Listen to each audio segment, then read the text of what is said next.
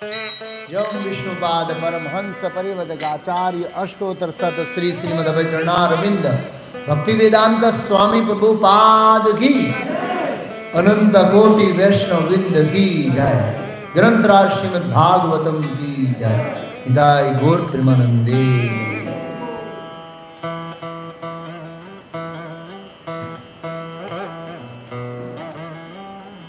ओम नमो भगवते वासुदेवाय।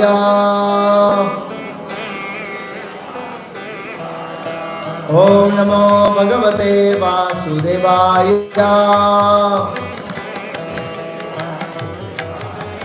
ओम नमो भगवते वासुदेवाय। श्रीमद् भागवतम स्कंद 4 अध्याय 5 दक्ष के यज्ञ का विध्वंस। श्लोक संख्या 1। मैत्रेयवाच भवो भवान्या निधनं प्रजापतेः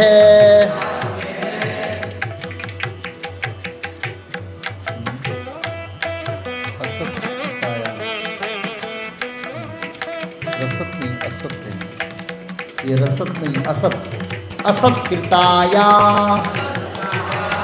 अवगम्या नारदात स्वपार्षद सैन्यम च तत्तध्वर ऋभुभि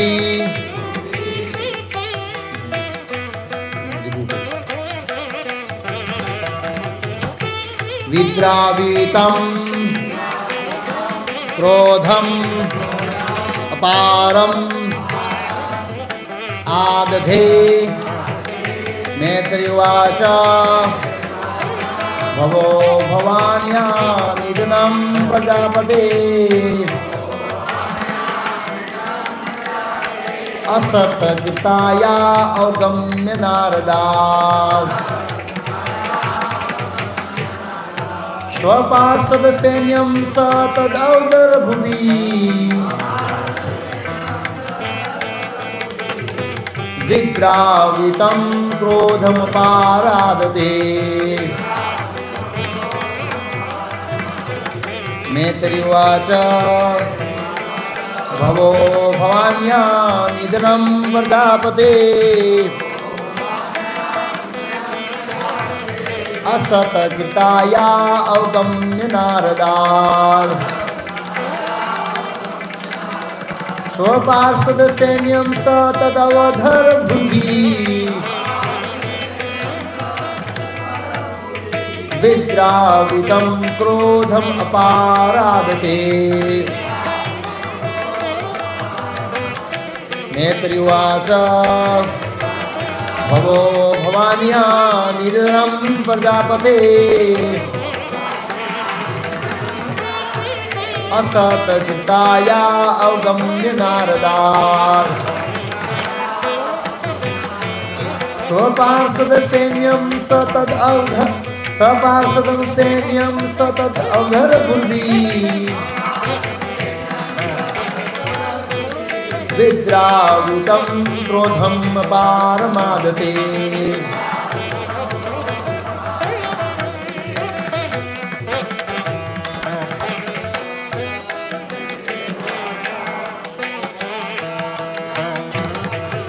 भवो भवान्या निधनं प्रजापते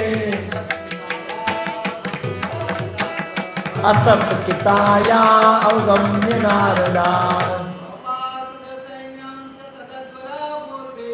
सपार्षदं सैन्यं सतदवधरभुवि विद्रावितं क्रोधम अपारमादते। मैत्रेयवाच भवो भवान्या निधनं प्रजापते असत्कृताया अवगम्य नारदा स सबागम सैन्यम स तदा गर्भुभि विद्रावितम क्रोधम अपमाराद। शब्दार्थ, अनुवाद और तात्पर्य शिलाएसी भक्ति विधान स्वयं प्रभुपाद इसको संस्थापक आचार्य द्वारा। मैत्रेयवाच, मैत्रेय ने कहा, भव शिव भवान्या सती का निधनम मृत्यु प्रजापति दक्ष के कारण असत्कृताया अपमानित होकर अवगम्य सुनकर नारद से स्वपार्षद सैन्यम अपने पार्षदों के सैनिक च तथा तत्अद्वर उस दक्ष के यज्ञ से उत्पन्न ऋभुओं द्वारा विद्रावितम खदेड़ दिए गए क्रोध अपारम असीम आददे प्रदर्शित किया। अनुवाद,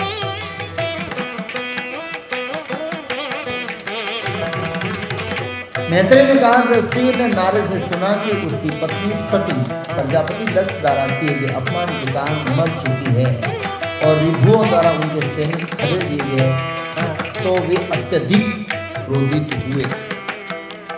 तात्पर्य, शिवजी ने समझ लिया था कि दक्ष की सबसे छोटी पुत्री होने के कारण सती ही शिव के कार्य की शुद्धता का प्रमाण प्रस्तुत कर सकती है और दक्ष तथा उनके बीच की भ्रांति अथवा मनोमालिन्य को दूर कर सकती है, किंतु इस तरह का समझौता नहीं हो पाया। उल्टे जब बिना बुलाए ही सती अपने पिता के घर पहुंची तो उनके प्रति सम्मान प्रदर्शित न करके उनके पिता ने उनका जानबूझकर अपमान किया। सती स्वयं ही अपने पिता दक्ष का वध कर सकती थी, क्योंकि वे साक्षात भौतिक शक्ति है और उनमें इस ब्रह्मांड के अंदर मारने तथा उत्पन्न करने की अपार शक्ति है। ब्रह्म संहिता में उनकी शक्ति का वर्णन इस प्रकार हुआ है, वे अनेक ब्रह्मांडों का सर्जन एवं संहार करने में सक्षम है, किंतु इतनी शक्ति संपन्न होने पर भी वे पूर्ण पुरुष भगवान कृष्ण के आदेश के अनुसार ही छाया की भांति कार्य करती है। सती के लिए अपने पिता को दंडित करना कठिन न था, लेकिन उन्होंने सोचा कि पुत्री होने के नाते अपने पिता का वध करना उचित नहीं है। इस तरह उन्होंने अपने शरीर को ही त्याग देने का निश्चय किया, जो उस शरीर से उन्हें प्राप्त हुआ था, उससे शरीर उनसे प्राप्त हुआ था, और दक्ष ने उन्हें रोका तक नहीं। जब सती ने अपना शरीर त्याग दिया तो नारद जी ने इसकी जानकारी शिव जी को दी। नारद सदा ऐसे महत्वपूर्ण सूचनाएं ले जाते हैं। जब शिव जी ने सुना कि उसकी साध्वी पत्नी मर चुकी है तो वे स्वाभाविक रूप से अत्यंत क्रोधित हुए। उन्हें यह भी पता चला कि भृगु मुनि ने ऋग्वेद के मंत्रों के पाठ द्वारा ऋभुओं को उत्पन्न किया और इन देवताओं ने उनके उन समस्त पार्षदों को खदेड़ दिया जो यज्ञ स्थल में उपस्थित थे। अतः उन्होंने इस अपमान का बदला लेना चाहा और निश्चय किया कि दक्ष का वध कर दिया जाए, क्योंकि वही सती की मृत्यु का कारण था। ओम ज्ञानतिमिरान्धस्य ज्ञानाञ्जन शलाकया चक्षुरुन्मीलितं येन तस्मै श्री गुरुवे नमः। नमः ओम विष्णुपादाय कृष्णकृष्णाय भूतले श्रीमते भक्तिवेदांत स्वामी इति नामिने। नमस्ते सारस्वती देवे गौरवाणी प्रचारिणे निर्विशेष शून्यवादी पाश्चात्यदेशनानिरे। श्री कृष्ण चैतन्य प्रभु नित्यानंद श्री अद्वैत गदाधर शिवासादि गौर भक्तवृंद। हरे कृष्णा हरे राम राम राम हरे हरे। तो यहाँ पर श्रीमद् भागवतम का चौथा स्कंद चल रहा है, जिसमें सुखदेव गोस्वामी मनु की कन्याओं का वर्णन करते हुए ये दक्ष यज्ञ का जो विध्वंस है उसका वर्णन आता है। मतलब पूछा गया था कि सती की कोई संतान क्यों नहीं थी, वंश परंपरा का वर्णन कर रहे थे। उसे बताया कि सती की कोई संतान क्यों नहीं थी, तो संतान उत्पन्न करने से पहले ही उन्होंने आत्महत्या कर ली। इसलिए महाराज परीक्षित को ये जिज्ञासा हुई कि सती ने आत्महत्या क्यों की, ये प्रश्न पूछा गया। उसके उत्तर में दक्ष और शिव जी के बीच का जो मनमुटाव था उनका वर्णन पिछले श्लोकों में किया गया। और माता सती ने अपने पति और अपने पिता के बीच के जो मनमुटाव है उसको, उस समस्या को सुलझाने का प्रयास किया, लेकिन वो नहीं सुलझा पाई। तो देख सकते हैं यहाँ पर एक बहुत महत्वपूर्ण स्थिति, बहुत महत्वपूर्ण, बहुत खतरनाक स्थिति उत्पन्न हुई है भौतिक जगत में। देख सकते हैं हम सती जैसी इतनी शक्तिशाली जो भगवान की शक्ति है उनको भी आत्महत्या करने की बारी आ गई। कितनी विकट परिस्थिति है भौतिक जगत में, कितना डेंजर है ये भौतिक जगत। कितने सारे लोगों का अपमान होता है इस भौतिक, शिव जी का कितना अपमान, सती की आत्महत्या करना, पांडवों को एक के बाद एक युद्ध का संघर्ष करना, ये संकेत करता है कि भागवत कथा, महाभारत कथा ये संदेश देती है जो भगवान कृष्ण ने फिलोसॉफिकल तात्विक ज्ञान बताया, दुखालयम अशाश्वतम, ये जगत दुखों से भरा है और ये हमेशा हमारी इच्छाओं के विपरीत चलता है। और पदम पदम विपदम, इस संसार को पद पद पर खतरा कहा गया है। सती जैसी महान साध्वी स्त्री को भी आत्महत्या करने की बारी आ जाती है। द्रौपदी जैसी सती को भी वस्त्र हो सकता है जहां पर विश्व के सर्वश्रेष्ठ धनुधर बैठे हैं। कैसी परिस्थिति जगत में। इसलिए बुद्धिमान व्यक्ति को इस जगत में रहने का प्रयास नहीं करना चाहिए, बहुत गंभीरता से बाहर निकलना चाहिए। और तो और देखिए कि पांडव जैसे सर्वश्रेष्ठ धनुधर है वो अपनी पत्नी को बचाने में अक्षम है। क्या परिस्थिति आती है नहीं बता, तो ये बताते हैं कि भगवान ही हमारी रक्षा कर सकते हैं इस भौतिक जगत में और कोई नहीं कर सकता। तो ऐसी विकट परिस्थितियां हम भौतिक जगत में देखते हैं जो ये साबित करती है कि ये जगत बहुत दुखों से भरा हुआ है। बहुत बड़े बड़े महान लोगों को भी कष्ट का सामना करना पड़ता है इसमें। हमारे आचार्य देखिए जो मध्वाचार्य, रामानुचार्य, हरिदास ठाकुर, ये बहुत बड़े महान जीव थे, उनको भी 22 बाजार में कोड़ों से मारा गया। ऐसी तो भक्त लोगों को इस भौतिक जगत में सुखमय स्थिति से रहने का प्लान नहीं करना चाहिए, इसमें सुख तो आएगा नहीं। ये सुख जो है वो तो भ्रम है हमारा। तो आप सोचिए कितने कितने शक्तिशाली लोगों को कैसे कैसे कष्ट का सामना करना पड़ा इस भौतिक जगत में। बहुत गंभीर डेंजर जगत है, दुखालयम अशाश्वतम। तो भगवान के सिद्धांत को हमेशा हमें याद रखना चाहिए और सोचना चाहिए कि इसमें जितना जल्दी हो सके उसे बाहर निकला जाए, क्योंकि परिस्थितियां कभी भी पलटी मार सकती है विद इन दी सेकंड में। सती ने कभी सोचा भी नहीं था कि मेरी ये स्थिति आएगी। हाँ, द्रौपदी ने सोचा भी नहीं था कि इतने बड़े बड़े राजऋषि और इतने बड़े बड़े महर्षि बैठे थे, बहुत बड़े विद्वान लोगों बैठे थे, उसमें ऐसी परिस्थिति उत्पन्न हो गई कि एक स्त्री को नग्न किया जा रहा है भरी सभा के अंदर। राधा गोविंद महाराज ने लेक्चर में बताया कि कलयुग में भी लोग ये कार्य करने नहीं देंगे, अभी कोई ऐसा कोई कार्य करने नहीं देंगे। उस समय में तो कितने लोग बैठे थे। परिस्थिति पिताम भीष्मदेव, काल कीर्तम मन्यम, ये काल का प्रभाव है भौतिक जगत में। पांडवों ने कभी भी सोचा भी नहीं था कि हम अपनी पत्नी की रक्षा भी नहीं कर पाएंगे, जीवन में कभी नहीं सोचा। ऐसी ऐसी परिस्थितियां उत्पन्न हुई जिसकी हम कल्पना नहीं कर सकते। तो ये भौतिक जगत में काल बहुत प्रबल है और भगवान ने ये भौतिक जगत है वो जीवों को कष्ट देने के लिए बनाया है।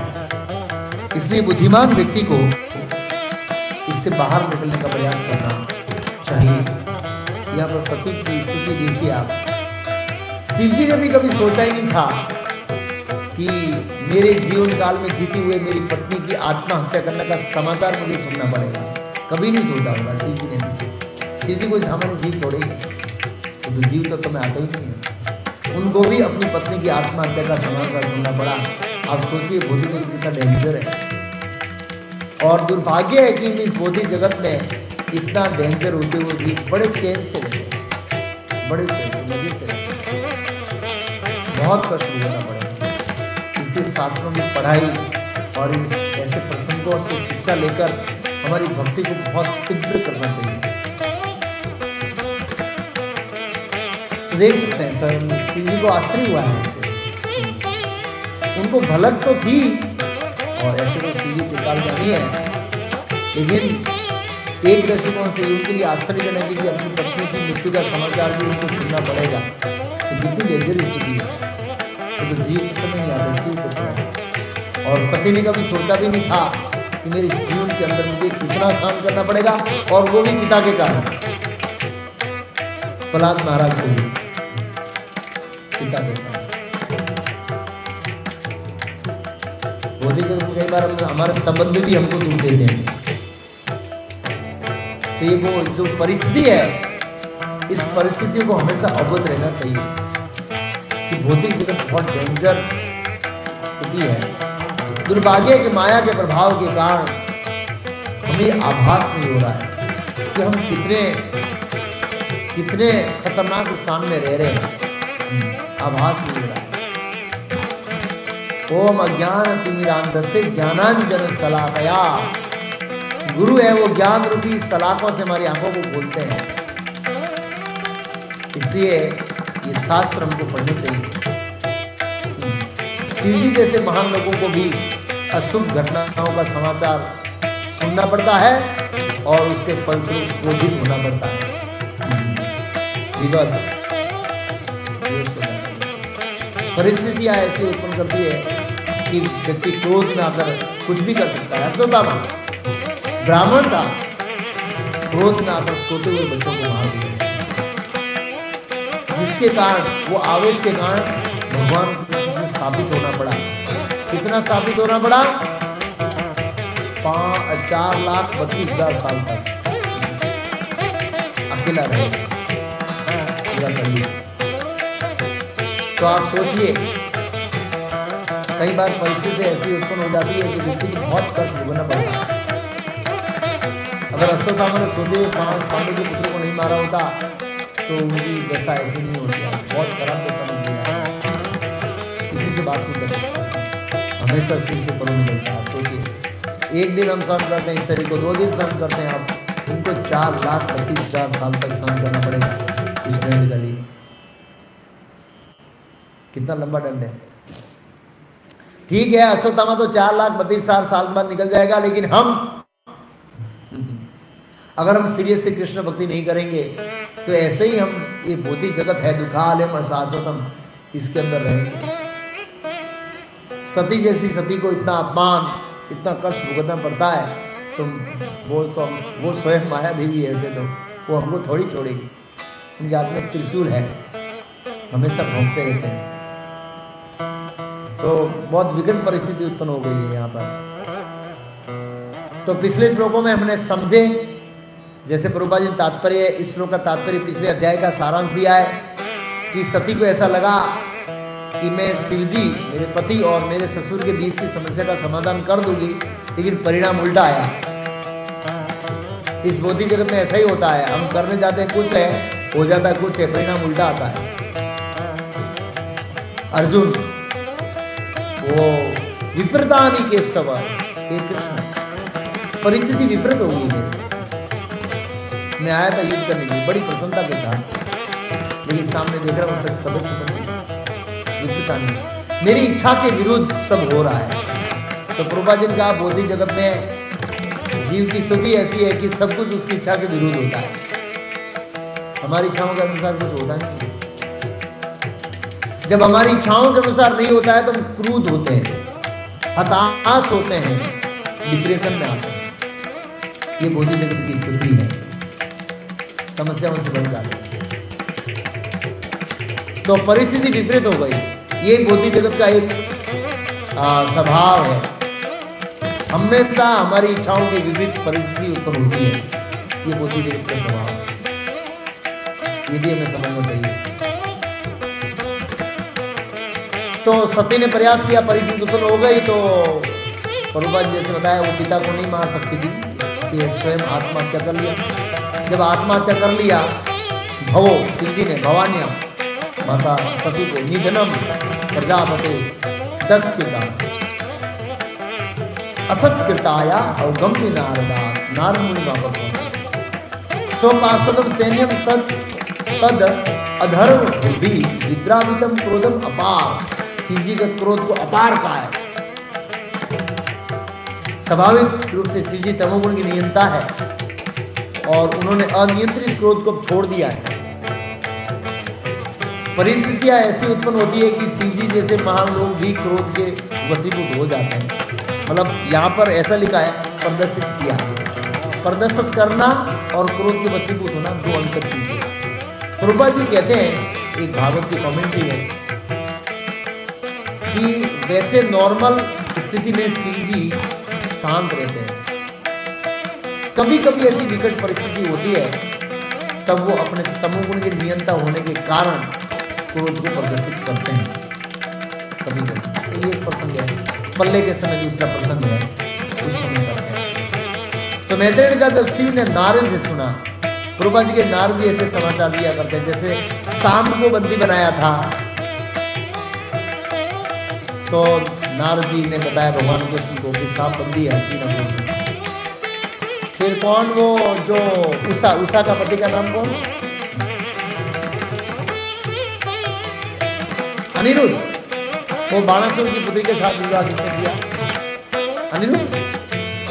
अनिरुद्ध को बंदी बनाया था किसने? बाणासुर। नारद जी पहुंच गए, उसको तो लोग घर से सपने में उठा के लिया है, सोते हुए उठा लिया। किसने? निद्रा देवी ने। लंबी बताई से। तो प्रभुपाद जी बोले नारद जी ऐसे समाचार दिया करते हैं हमेशा, भगवान कृष्ण को भी ऐसे अलग अलग समाचार देते हैं। तो शिव जी तो त्रिकाल ज्ञानी है, वो जान सकते थे, लेकिन लीला के अंदर उन्होंने समाचार दिया। दक्ष तारा किए गए अपमान के कारण वो मर चुकी थी और रिभुओं द्वारा उनके सैनिक असत्कृता आया। रिभु पर और अलग अलग प्रकार के देवता थे जो यजुर्वेद के मंत्रों से भृगु मुनि ने उत्पन्न किया था, उन्होंने शिवजी के पार्षदों को भगा दिया। इसे शिवजी बहुत इसमें लिखा अत्यधिक क्रोधित हुए, क्रोधम अपारम आदते। ये समाचार सुनकर तो अब हम ये समझना है कि शिवजी का क्रोध योग्य है या नहीं, ये समझना पहले। इतने बड़े पद शिवजी महान है, भगवान के समान है, तो क्या वो अपनी पत्नी मर गई है, ये बदला लेना, इसमें बदला लिखा है प्रभुपाद जी ने, बदला शब्द का प्रयोग किया, इंग्लिश में देखना पड़ेगा। बदला लेना मतलब एक अलग चीज है और दंड देना एक अलग चीज है। बदले के अंदर हमारी भावना होती है कि मैं इसको कष्ट दूं क्योंकि इसने मेरे को कष्ट दिया, वो बदला है। लेकिन दंड वो है जिससे वो सोचता है कि इसका शुद्धिकरण होगा, अगला पाप नहीं करेगा, इसलिए बदला समझ। इंग्लिश में क्या लिखा बोलो? नानी टेम्पल रिवेंज, बदला, बराबर। अच्छा, तो क्या प्रश्न है शिव जी का बदला योग्य है कि नहीं है, इसको समझना पड़ेगा, नहीं तो हम शिव जी को समझने में भूल करेंगे। अगर इसको नहीं समझते हैं तो शिव जी को समझना भूल करेंगे। तो इसके बारे में भगवान कृष्ण अर्जुन को कहते हैं प्रथम स्कंद के 7वें अध्याय के 36वें श्लोक में। इसकी बात है सुतम मत्तम उन्मत्तम सुप्तम स्तरीय बालम धर्मवितः, ऐसा शब्द करके कल मैंने पढ़ा था। जब अश्वत्थामा अर्जुन अश्वत्थामा को मार नहीं रहा था और ऐसे ही बांध के ले जा रहा था, भगवान को कहाँ ले जा रहे, इसको मारो। परमत्तम उन्मत्तम सुप्तम, सुप्त में सुआ हुआ, स्त्रियम स्त्री, बालम बालम, ये सब अवध्य है, इनको नहीं मानना चाहिए। जो धर्म का ज्ञाता है वो इनको नहीं मानता है। और ये जो ये करता है वो आतताई की श्रेणी में आता है। और प्रभुपाद जात में लिखा आतताई को इसी जन्म में दंड देना उसके लिए लाभदायक है, नहीं तो अगले जन्म में उसको 10 गुना पनिशमेंट भुगतना पड़ेगा।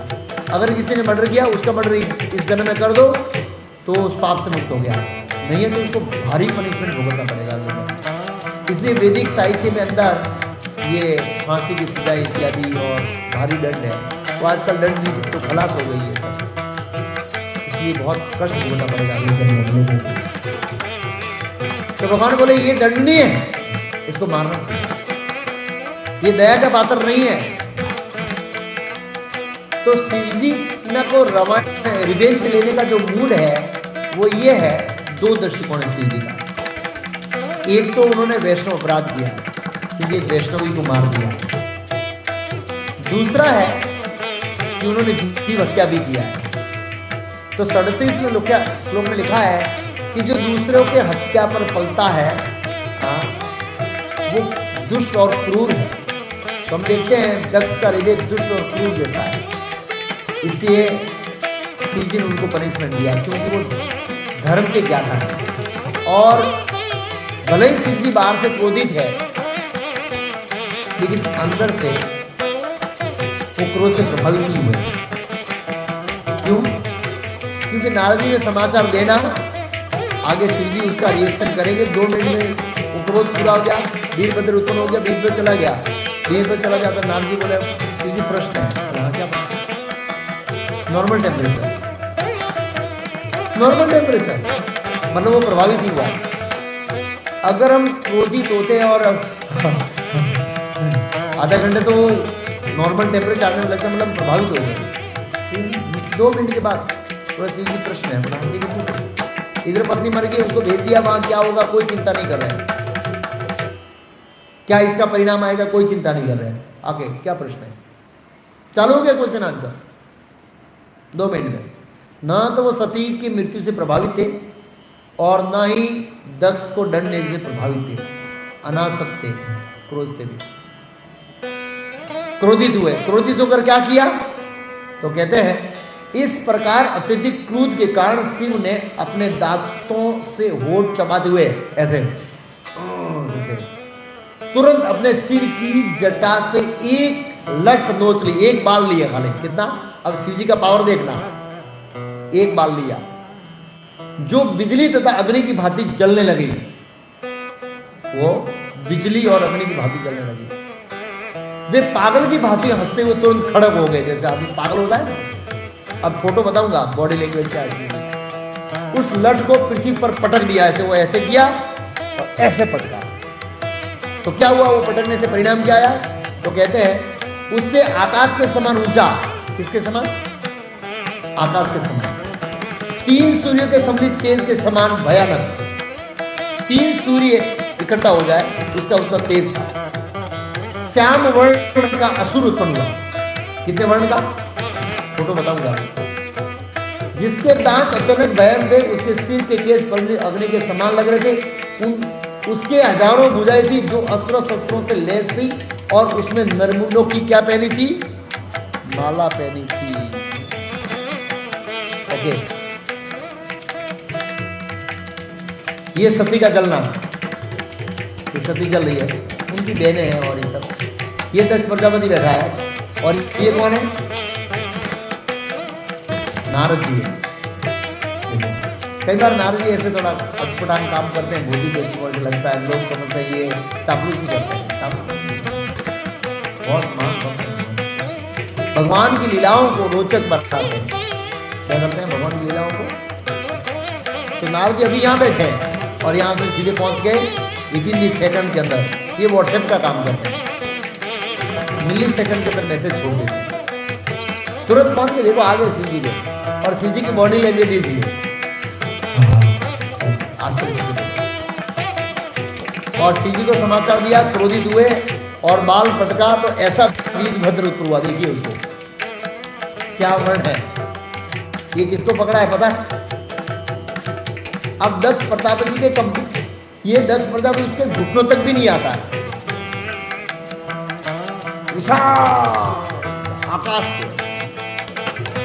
असीम शक्ति दी उन्हें। फिर क्या हुआ? तो वीरभद्र ने क्या कहा? उस महाकाय असुर ने जब हाथ जोड़कर पूछा, हे नाथ मैं क्या करूं? क्या हुआ? भूतनाथ रूप शिव ने प्रत्यक्ष आदेश दिया, प्रत्यक्ष नहीं सीधा,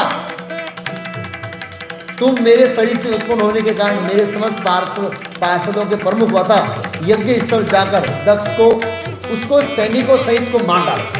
सीधा समझाने की स्थिति चली गई। सहा जब आदमी नहीं समझता है तो फिर उसकी मुंडी कटी जाती है। इसे कलयुग के अंत में जो भगवान कल की आएगा प्रचार नहीं करेगा, क्या काटेगा? मुंडी। तो अगर मुंडी कटवाना है तो फिर भक्ति करने की कोई जरूरत नहीं है। अगर नहीं कटवाना है तो फिर सीरियस हो जाएंगे, नहीं तो कल की अवतार हमारी मुंडी कटेंगे 100%, उसमें कोई डाउट नहीं है। सबका गला काट लेंगे, ऐसा नहीं कहा, किसी को भी नहीं तोड़ेंगे। प्रभुपाद जी ने इस श्लोक के तात्पर्य में लिखा है कि अब ब्रह्म तेज और शिव तेज टकराने वाला है। कौन सा तेज? ब्रह्म तेज सत्वगुण से उत्पन्न होता है और शिव तेज तमोगुण से उत्पन्न होता है। और प्रभुपाद जी ने कई बार सत्वगुण के ऊपर तमोगुण हावी हो जाता है। क्या होता है? कभी नहीं, रोज सुबह 5:30 से 7:30 होता है। जो लोग मंदिर में जप करने आते हैं उसको पता है। अभी वातावरण तमोगुण का है लेकिन एक्टिविटी सतोगुण की कर रहे हैं हम लोग, तो इसमें भी तमोगुण पकड़ता। लोग लेक्चर में सो जाते हैं, इतना स्पीकर है ये है, पीछे सो जाते हैं। इसे पीछे मत बैठो, आगे बैठो तो मैं आंख देखूंगा। लोग आगे नहीं बैठते क्योंकि गोली लगती है। मैं देखकर बोलता हूँ, लोग सोचते मुझे बोल रहे हैं, लोग जानबूझकर पीछे बैठ गए। एनीवे, पीछे आई कांटेक्ट नहीं होता तो सो जाते ज्यादा लोग, क्या करेंगे? घर में सोने की समस्या है, पत्नी बच्चे सोने नहीं देते हैं, फैक्ट्री में बहुत सोने नहीं देता है, कम से कम लेक्चर में सो जाते हैं। तो प्रभुपाद जी इस श्लोक के तात्पर्य में महत्वपूर्ण सिद्धांत समझाते हैं कि ब्रह्म तेज और शिव तेज का टक्कर शुरू हुआ है। ब्रह्म तेज क्या था? भृगु मुनि ने ऋग्वेद के मंत्रों से यज्ञ के दक्षिण पूर्व से ऋभु नाम के देवताओं को उत्पन्न किया, जिन्होंने शिव जी के पार्षदों को क्या किया? भगा दिया या मार दिया। अब शिव जी ने अपने शिव तेज को उत्पन्न किया है। वो भृगु मुनि के जितने भी ऋभु नाम के देवताओं को उत्पन्न किया उसको क्या करेगा? मारेगा, बहुत लोगों को मारेगा। शिव जी ने अब तक भूतों को दबा के रखा था कंट्रोल में, आज शिव जी ने भूतों को छोड़ दिया। जितना मस्ती करना है, जितना मारना है, जितना बदला लेना है, जितना लूटना है लूट लो जाओ, फिर मौका कभी नहीं मिलेगा। सब भूत पास होते। तो सतोगुण, रजोगुण और तमोगुण का स्पर्धा भगवत गीता के 14वें अध्याय को वर्णन आता है। देवी ऐसी गुणमयी मम माया दुर्त्या मामे ये प्रबंधे माया मेदाम करके। ये प्रकृति के 3 गुणों की माया को जीतना इतना आसान नहीं। देवी ऐसी गुणमयी मम माया। तो भगवान ने बताया कि कभी ये सतोगुण के ऊपर रजोगुण तमोगुण हावी हो जाते हैं, कभी तमोगुण के ऊपर सतोगुण और रजोगुण हावी हो जाते हैं, कभी रजोगुण के ऊपर सतोगुण और तमोगुण हावी हो जाते हैं। ये स्पर्धा चलती रहती है। पहले सतोगुण तमोगुण के ऊपर हावी हो गया, अब तमोगुण किसके ऊपर हावी होगा? सतोगुण को, ब्रह्म तेज के ऊपर हावी होगा। कारणम गुण संग से सत असत योनि जन्म सु। भौतिक प्रकृति के 3 गुणों का संग करने के कारण हमारा सत और असत जन्म होता है। तो प्रकृति के 3 गुणों से बाहर निकलना चाहिए हमें। कैसे निकलेंगे? अर्जुन ने प्रश्न पूछा कि प्रकृति के 3 गुणों के प्रभाव से कैसे निकल सकते हैं? माम योगी चारेण भक्ति योगी न सेवते सगुणान समतेत्यायन ब्रह्म भूयाय कल्पते। ब्रह्मभूत स्तर पर चला जाता है। माम योगी चारेण, अव्यभिचारिणी भक्ति निरंतर सबें पूसाम परो धर्मो यदो भक्ति यदो गजे अयतु की अप्रतिहता, लगातार रोज 16 माला, रोज रीडिंग, रोज कृष्ण प्रसाद, ऐसे लगातार करना पड़ेगा लंबे समय तक, तब ये रजोगुण तमोगुण का प्रभाव जाएगा। ये तो बहुत मुश्किल है, बहुत स्ट्रॉन्ग है देवी इसी गुण में मन माया में। इसलिए आप देखते हैं भगवत गीता के अंदर 5 सब्जेक्ट है। कितने सब्जेक्ट है? जीव, ईश्वर, प्रकृति, काल और कर्म का सिद्धांत। भगवान ने सबसे ज्यादा कौन से सब्जेक्ट पर लेक्चर दिया बताइए? कौन सा सब्जेक्ट? जीव पर, ईश्वर पर, प्रकृति पर, काल पर, कर्म पर।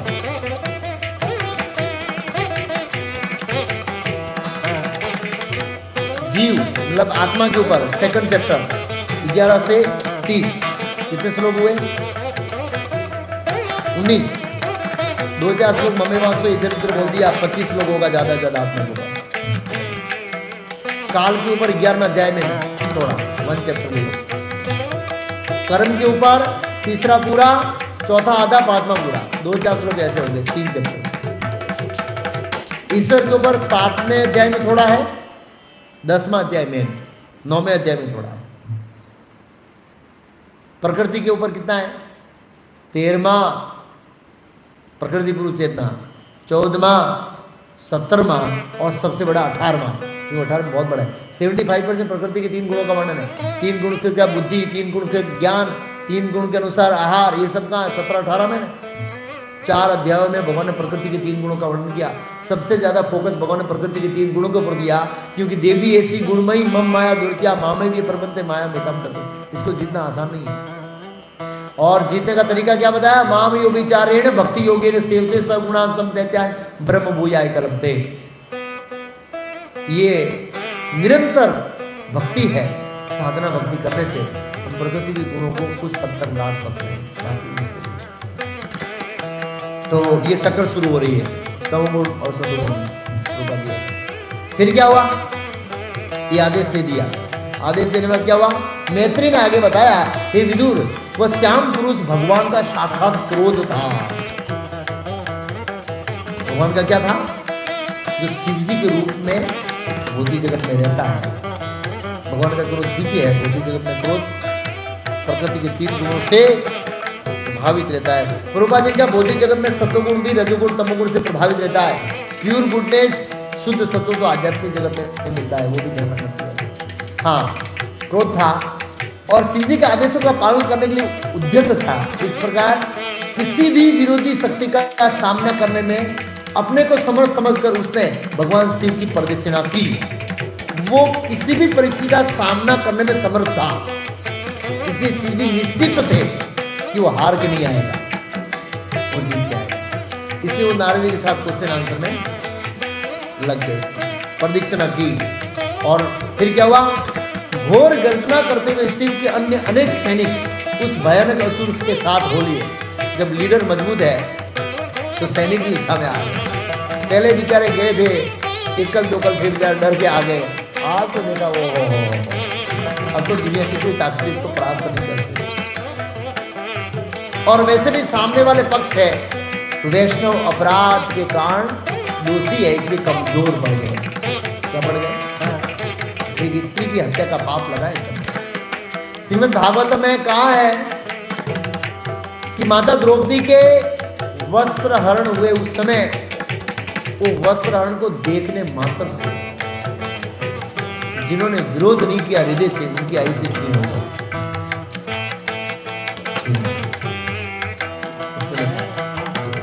इतना बड़ा सती का अपमान करने का सजा भुगतना पड़े।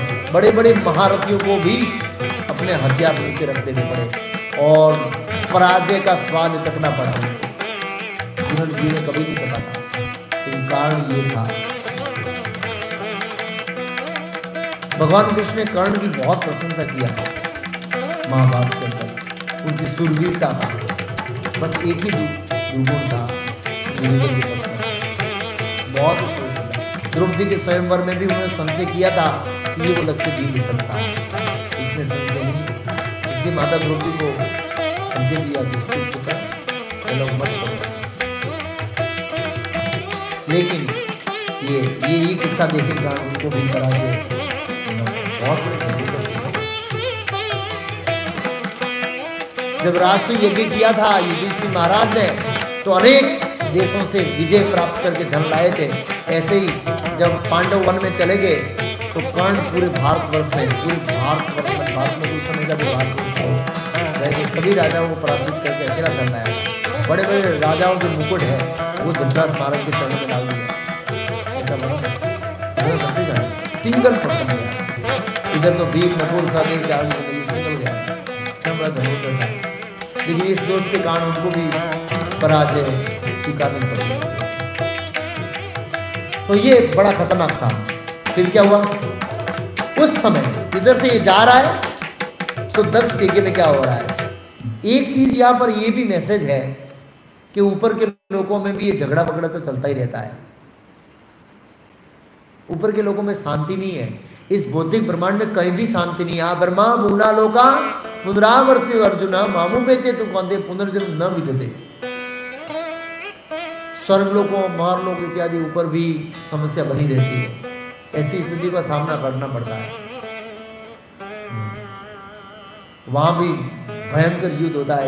देवासुर संग्राम हम देखिए बहुत खतरनाक युद्ध है। उस समय यज्ञ स्थल में एकत्रित सभी लोग पुरोहित, प्रमुख यजमान, ब्राह्मण तथा उनकी पत्नियां आश्चर्य करने लगे ये अंधकार कहां से आ रहा है। उसमें लिखा शिव जी के पार्षद तमोगुण से आच्छादित थे। जहां तमोगुण बढ़ता है तो क्या बढ़ता है। हालांकि वीरभद्र को सूर्य के समान तेजस्वी बताया है, लेकिन उसका प्रभाव अंधकार है।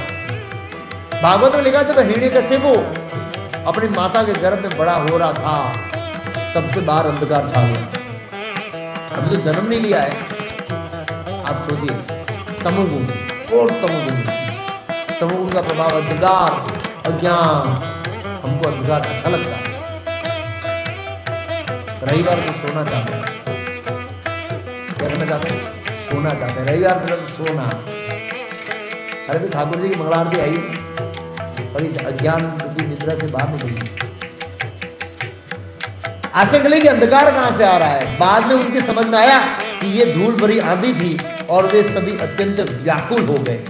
वो आंधी वो चल रहे थे शिव जी के भूत, तो उसका धुम्मस उड़ा। उस धुम्मस ने सूर्य के प्रकाश को क्या किया, रोक दिया। इतना धुम्मस ऊपर चल गया। जब एक साथ सेना चलती है ना उसकी धुम्मस। फिर क्या हुआ, आंधी के स्रोत के संबंध में अनुमान लगाते हुए ये आंधी किस लिए आ रही है उसको पता नहीं है। शिव जी के क्रोध की आंधी है। अब यहां से भाग जाइए नहीं तो बड़ी बुरी हालत होगी सबकी। उन्होंने कहा न तो तेज हवाएं चल रही है और न है गोई जा रही है। मतलब ऐसा नहीं है कि हवा के कारण हो रहा है या गाय की जा रही है इसलिए हो रहा है, ऐसा नहीं है।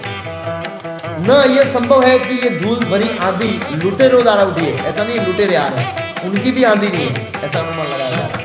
क्योंकि अभी भी बलशाली राजा बहिर उन्हें दंड देने के लिए जीवित है।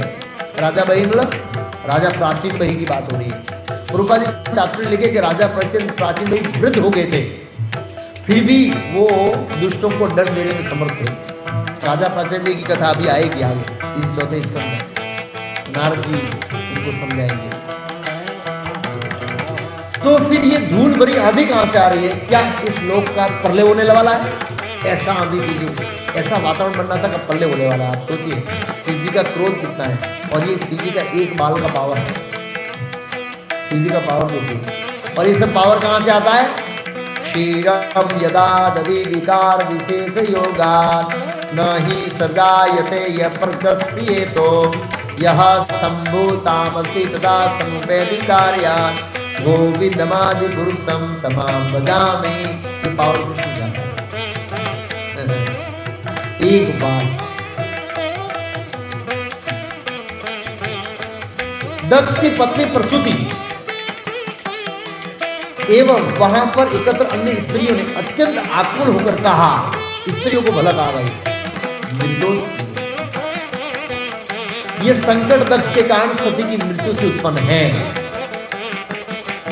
क्योंकि निर्दोष सती ने अपनी बहनों के देखते देखते शरीर का त्याग किया। उनकी बहनें वहां उपस्थित थी, ऐसा नहीं है अकेले रूप में बंद होकर। वो सब चीख रही थी कि हमारी छोटी बहन मर रही है। सभी बहनों के छोटी बहन सबके लिए लाडली होती है और इस समय इसका इसका परिणाम तो दक्ष को भयानक भुगतना पड़ेगा। ये तो प्रसूति ने, उनकी पत्नी ने जान लिया। पल्ले के समय, मतलब ये वो बोल रही है, कौन? दक्ष की पत्नी बोल रही है, शिव जी के पावर बता रही है। पल्ले के समय शिव के बाल बिखर जाते हैं, मतलब तांडव नृत्य करते हैं ना तो, और वे अपने त्रिशूल से विभिन्न दिशाओं में शासन दिक्पाल, 4 दिक्पाल है 4 दिशाओं में, उत्तर दक्षिण पूर्व पश्चिम 4। इसमें एक वरुण देव है। 4 दिक्पालों का नाम पता है? दिक्पति, 4 दिक्पाल। लोकपाल, सॉरी, दिक्पाल मतलब 4 हाथी,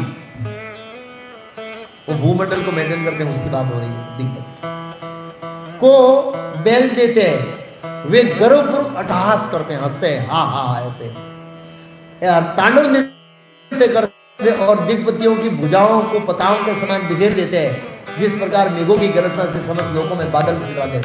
मतलब ये यहाँ पर प्रसूति को पता है शिव जी की शक्ति कि वो जब प्रलय करने का समय आता है तो किस तरह से खाली अट्टहास, नाचने, तांडव नृत्य करने के मात्र से पूरे ब्रह्मांड का नाश हो जाता है। ये वर्णन करते हैं। हाँ, इस श्लोक के अंदर ज्यादातर यही पॉइंट आएंगे। उसके बाद क्या हुआ? स्लाइड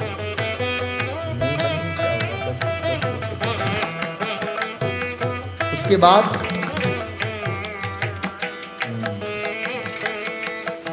ये विराट पुरुष, सॉरी उसके पास, ये विराट पुरुष श्याम पुरुष डरावने दांत निकाले, अपनी भौं के चालन से आकाश भरे तारों को तितर बितर कर दिया। आकाश को ऐसे कर दिया, सोचिए, भौं के दृष्टि से तारों को हिला दिया अपनी पोजीशन से। वीरभद्र की शक्ति तो देखो। उन्हें अपने प्रबल भेदक तेज से आच्छादित कर दिया, अपने तेज से ढक दिया तारों को।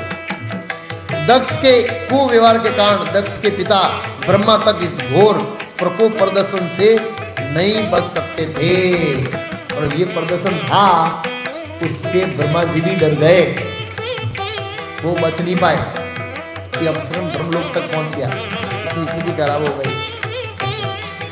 जब सभी लोग परस्पर बातें कर रहे थे तो दक्ष को समस्त दिशाओं से, पृथ्वी से तथा आकाश से अशुभ संकेत अपशुकन दिखाई पड़े। इस श्लोक में दक्ष को 12वें श्लोक में महात्मा कहा है, तो महात्मा इतना दुष्ट होता है क्या? महात्मा क्यों कहा? वयंग में कहा, वयंग में। महात्मा तो महापार तो देवी प्रकृति में आश्रित है, वास्तविक महात्मा देवी प्रकृति का आश्रित है, लेकिन ये दक्ष दुष्ट था, ये महात्मा नहीं था, ये दुरात्मा था, दूसरा था। वो उसको कंपेयर किया है महात्मा किस दृष्टिकोण में? कहा वीर राघव आचार्य, हमारे भागवत के कमेंट्री टीकाओं को लिखने वाले बहुत महान आचार्य वीर राघव आचार्य, उन्होंने कहा जिस तरह महात्मा भौतिक परिस्थितियों में विचलित नहीं होता है, इसी तरह सती के मरने से दक्ष का हृदय विचलित हुआ ही नहीं। इस दृष्टिकोण में वो महात्मा कि जिस तरह एक महात्मा भौतिक परिस्थिति से विचलित नहीं होता है, उसी तरह सती के मरने से उसके हृदय में कोई असर नहीं, कोई हृदय में विचलित हुआ ही नहीं। उस दृष्टिकोण में वो महात्मा, इस सेंस में। हे विदुर, शिव के समस्त अनुसरों ने यज्ञ स्थल को घेर लिया। मतलब दक्ष का इतना कठोर हृदय था, इतना अपशकुन होने के बाद भी अपने आप को सोचता है कुछ नहीं होगा मेरा, कौन बिगाड़ लेगा मेरा सब कुछ, विष्णु का आशीर्वाद है। घमंड व्यक्ति को क्या कर देता है? अंधा। दुर्योधन ने घमंड के कारण अंधा हो गया था। मेरे पास सहस्त्र सेनाओं है, क्या बिगाड़ लेके पांडव 5 है, इसको पता नहीं। घमंड के कारण वो देख नहीं पाया, भगवान की शक्ति को समझ नहीं पाया। इसलिए हम सोचते हैं घमंड क्या कर लेगा काल, मेरा काल क्या कर लेगा। 50 उम्र आने फिर पता लगेगा काल क्या करेगा हमारा। कितना उम्र आने दो? 50-60 में फिर सोचना काल हमारा क्या करेगा। अच्छों के स्क्रू ढीला कर देगा, अच्छों को घुटना टिकवा देगा, अच्छों का पावर सील लेगा। इसे जब तक ये स्क्रू अच्छे हैं हमारे शरीर के अंदर, जब तक पावर है तब तक हमें कृष्ण भक्ति कर लेना चाहिए। गंभीरता से, फिर ये शरीर साथ नहीं देगा। एक बार इंजन के अंदर खराबी आ जाती है ना, फिर उसको कितना भी रिपेयर करो वो बिगड़ेगा। प्रभुपाद जी ने बताया, प्रभुपाद जी को एक राजदा, क्या नाम है, एमपी थे बॉम्बे के अंदर, श्रीमती मोराई देसाई के समय में, राजदा, क्या नाम उसका आगे, एमपी नहीं मना ना, राजदा, एक राजदा समय में उसके आगे नाम का एल आर राजदा ऐसा सब था। और गिरिराज महाराज ने उनको कन्विंस किया था प्रभुपाद जी को मिलने के लिए, आओ ऐसे आशीर्वाद लो। वो एमपी बना था बॉम्बे का। तो वो आया तो प्रभुपाद जी की तबीयत अच्छी नहीं थी, बोल स्वामी जी तबीयत अच्छी नहीं, प्रभुपाद जी ने हाँ बोला स्वामी जी आप इलाज करिए। नहीं बोला ये अब मशीन खराब हो गया, अब जितना इलाज करोगे डबल खराब होगा, अब इसको छोड़ दीजिए। हाँ पता है 50 के बाद एक रोग आएगा, उसको ठीक करने जाओ दूसरा आएगा, दूसरा ठीक करना तीसरा आएगा, तीसरा ठीक है, ऐसा ही होगा। मल्टी रोग उत्पन्न होंगे शरीर में, मल्टी रोग। एक को बैलेंस करते दूसरा बिगड़ जाता, दूसरा बैलेंस करते, ऐसा है। तो घमंड था दक्ष को, कुछ नहीं होगा। जब तक ये अपने घमंड में घूम रहा था तब तक तो चारों ओर से यज्ञ किसने घेर लिया, किसने, शिव जी के अनुसरों ने, विशेष करके वीरभद्र ने अपने पास को घेर लिया। आगे क्या होगा अगले शुक्रवार को पता लगेगा। यज्ञ में आहुति डालने के लिए बैठे या फिर उन लोगों को पकड़कर आहुति डलवाया या उनकी ही आहुति दी, वो सब अगले समझेंगे। श्लोक संख्या 13 से 14 से। तो यहाँ पर महत्वपूर्ण हमको ये सिद्धांत है कि सती और सीधी जैसे लोगों को भौतिक जगत में कष्ट उठाना पड़ता है तो हमारा तो कोई स्तर ही नहीं है। इसलिए ये कृष्ण भक्ति अमूल्य लब्ध्वा सुदुर्लभ इदम, ये मानुष्यम अर्थदम, दुर्लभ मनुष्य जन्म पाकर हमें अपने आप को कृष्ण भक्ति में लगा देना चाहिए साथ। ये तो भौतिक जगत का इधर एक सनातन सत्य दिखाया गया कि इसकी स्थिति ये है, महान लोगों को भी कष्ट का सामना करना पड़ता है, वो भी नहीं कर सकते। पुण्यशाली आत्माओं को भी संघर्ष करना पड़ता है, बेस्ट है बाहर निकला जाए। ये भगवान बोल रहे हैं, गीता का ये सार है, इससे बाहर हरे कृष्ण।